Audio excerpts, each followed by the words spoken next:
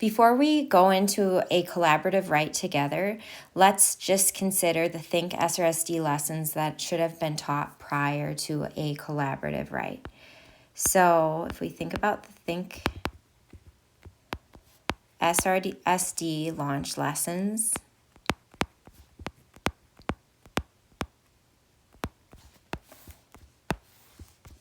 Lesson 0 is your pre-assessment, and you all have done that.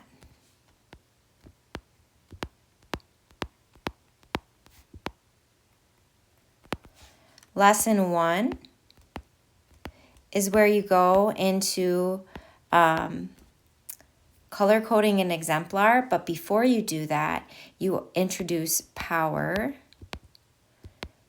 and tide.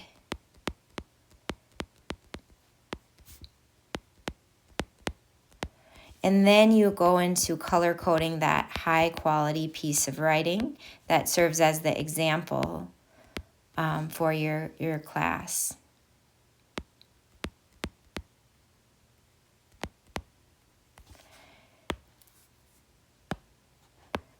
Let's just briefly touch on how you might help your students, how you might help them to remember what power and tide is. So the first part of lesson 1.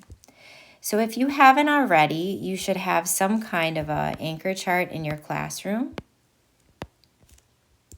And you might down the first part of the chart or the side of the chart have the words power, and you'll ask your students about what they know about the writing process, and then let them know that power helps them quickly remember the process.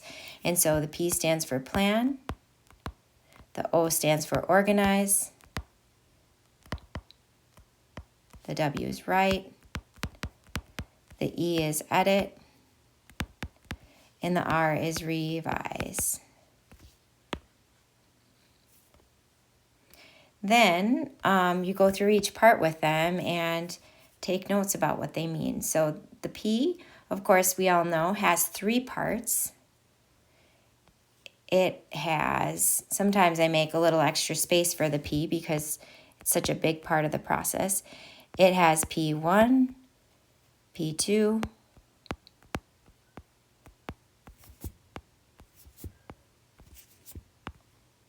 and P3. P1 is where you pre-read for the gist.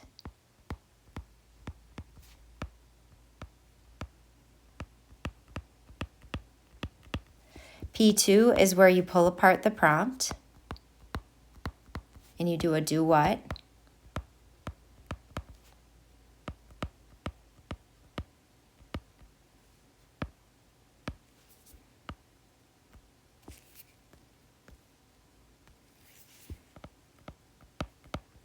And then P3 is where you pick ideas.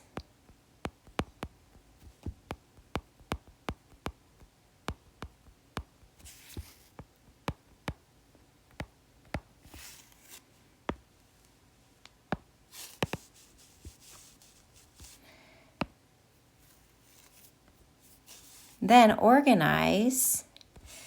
We always say to organize, we're going to practice using a text structure called tide. So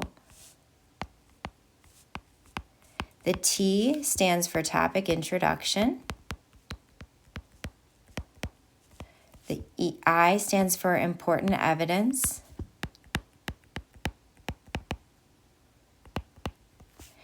The D stands for detailed examination. And that's where you say more about the facts and evidence from the text. You explain it in your own words.